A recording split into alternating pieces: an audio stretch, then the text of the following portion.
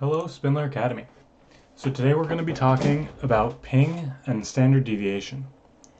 So if you don't know what ping is, it's a command line utility used to test the reachability of hosts on a network, which kind of sounds tech jargony, so I'm just going to show you what it is. And what you can use it for, and why it involves standard deviation in some cases. So I'm going to do ping 1.1.1.1. And I guess I should talk about what a URL is. But so if you go to a website and I type 1.1.1.1, you get taken to Cloudflare, which is like another, which is a well, it's a website. Let's just stick with that. But you can also ping a website, which is kind of different because that's just testing if the computer that's running the website is like on the internet. So if I go like that and hit enter, it does the ping operation 4 times, and it sends some data, tells you how long it took, and like how many hops the data went through. Yeah. So we also get how many packets were sent, how many were received, and how many were lost. And then we get the round trip times and some statistics on that. So like the minimum, the maximum, and the average. So that's ping on Windows. I can also do ping on from a Mac. And I'm SSH'd, which is just like a way to connect to another computer, into my Mac Mini right now. And I'm going to do the same thing, ping 1.1.1.1, which is just Cloudflare. I guess I can minimize that. And I'm going to hit enter. Why is it not working? There we go.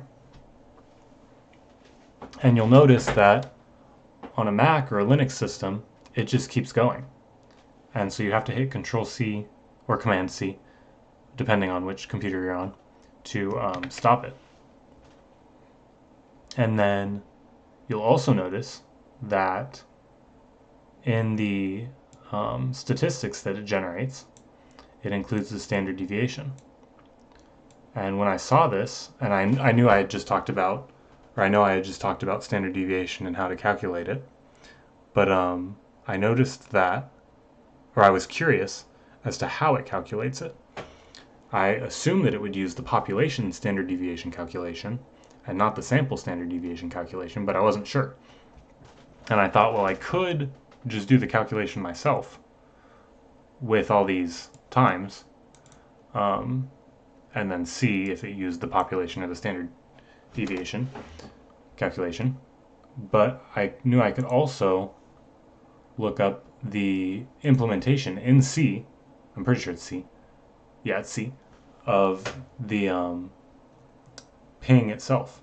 So ping was written by a guy named Mike, I'm assuming that's Muse, by the U.S. Army Ballistic Research Lab in December of 1983.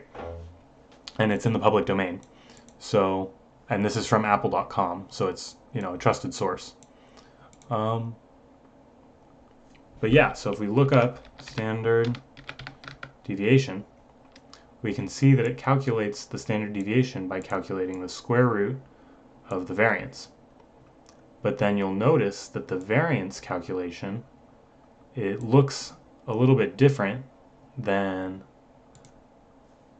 the, let me make this bigger too. I made it smaller. Interesting. I guess I can make it bigger like that. It looks a little different than just x minus mu squared over n. And so I was wondering why that is. And Khan Academy actually has a video on why you can calculate it using this way, but I'm going to show you real quick by doing it by hand. So let's do that.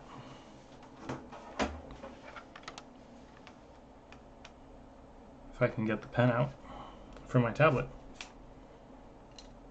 Okay.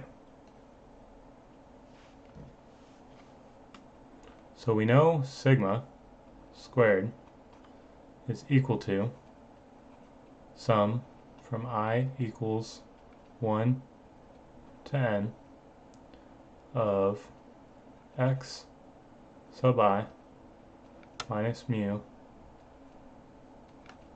squared over n. And I know I didn't include the x equals, or I equals 1 to n and x sub I, but that's what that's talking about. There, you can see how these are the same. So then, basically you have to multiply this out. So I'm going to use the box method, which Khan Academy doesn't do. X minus mu, x minus mu, x squared minus mu, x minus mu, x minus mu squared. And you get, let's see, equals sum from n I equals 1 x squared I. Then we get, I can bring this, whoa, yeah, that works, I guess. Minus 2 mu x sub I, I'm just going to make a parenthesis there, minus mu squared all over n. So then I'm going to, how does he do it? Yeah.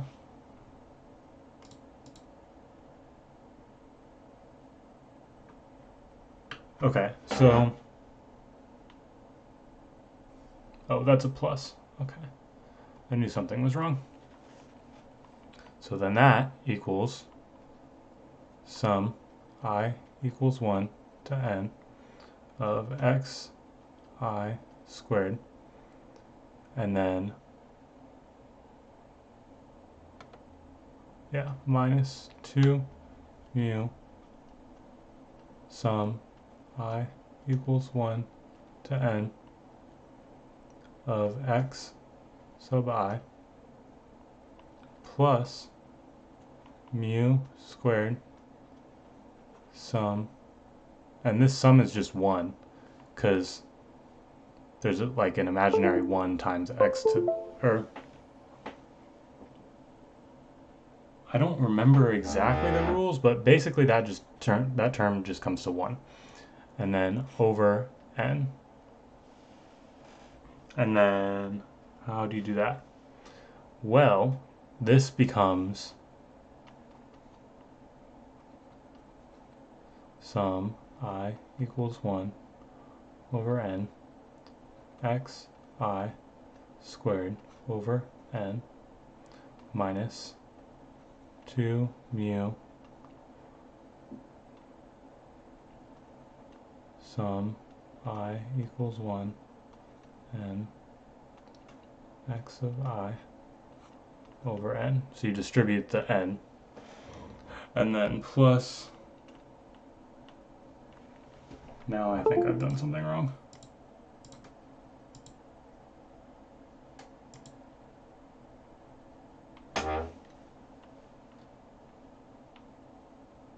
Come on. Okay. Oh, it disconnected, darn it. Sorry about that.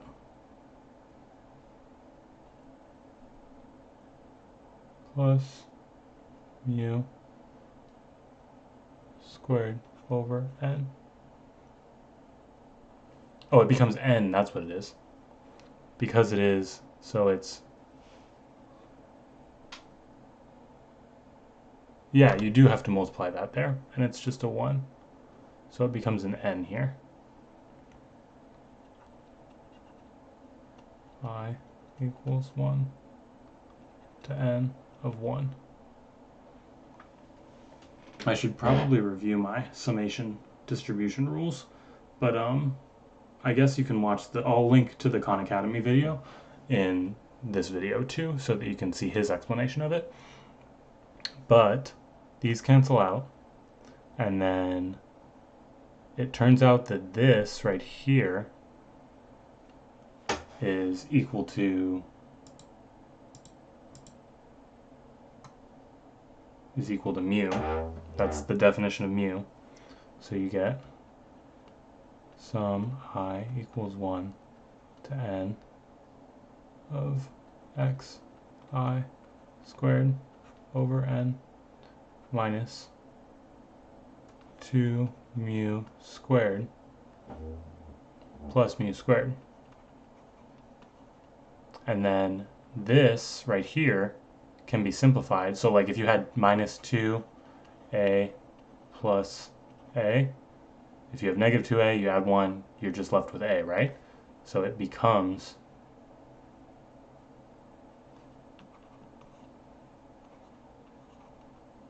I equals 1 n x sub I squared over n plus mu squared. And you'll notice that that term right there, if I make that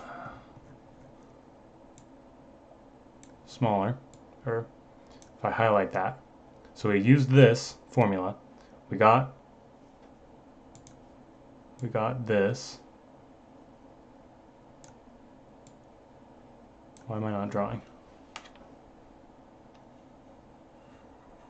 We got this, right? And we'll notice that